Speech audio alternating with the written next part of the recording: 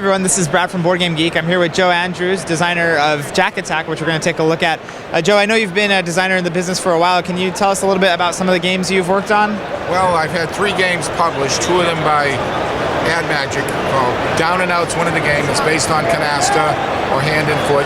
The other one's Jack Attacks. I also had another game published by a different company called Heart Switch, and that's a game based on the classic game of Hearts. I have 4 other games in the pipeline. Prior to that, I've written 7 books, 2 on music and 5 on card games: spades, euchre, hearts, cribbage, and pinochle. Okay, so that's basically, and those were published by Bicycle Card Company. However, I became very interested, rather than writing about traditional card games, was develop new card games. And it's very difficult to improve on an original card game. Now, Jack Attacks is a combination of spades and hearts with a little bit of bridge in there. Okay? Now, the back of the card is called Jack Attack. And the theme of the game is that it's a trick-taking game, but you avoid winning tricks that have jacks. Now, the deck is themed with pirates in mind, okay? And so you see that not only do we have the jacks look piratey, we also have the aces of clipper ships, queens, and kings, okay?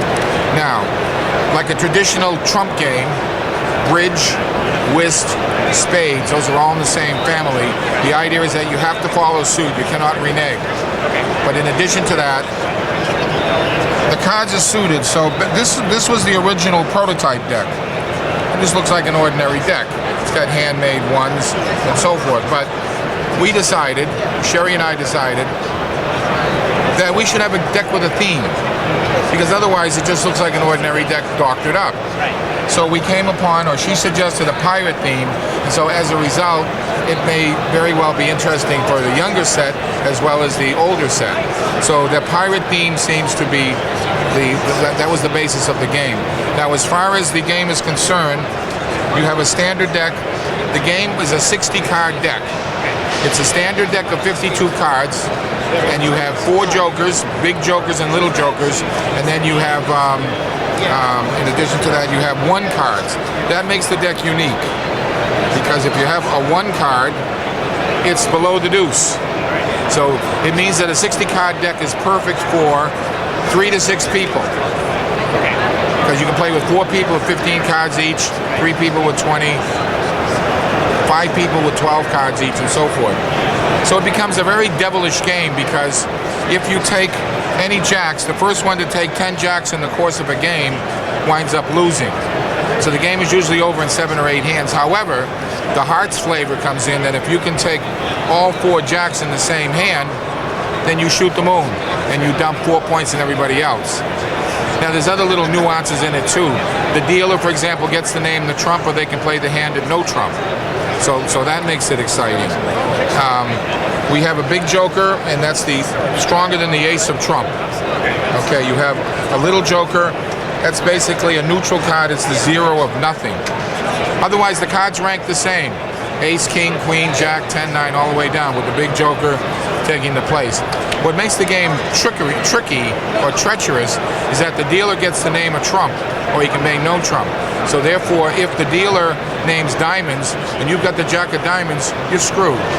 You're going to find a very hard time getting rid of that card, unless you have a big old. But the thing is that if you've got a big old long diamond suit, you might get stuck taking more jacks in. You hope that somebody will be sitting on the big joker and you'll be able to dump it out toward the end of the hand.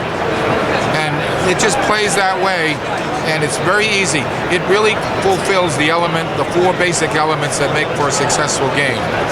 It's easy to learn, it plays quickly, it appeals to all ages, and it doesn't cost a whole lot of money to make it. And I see a lot of games here fit in the same genre.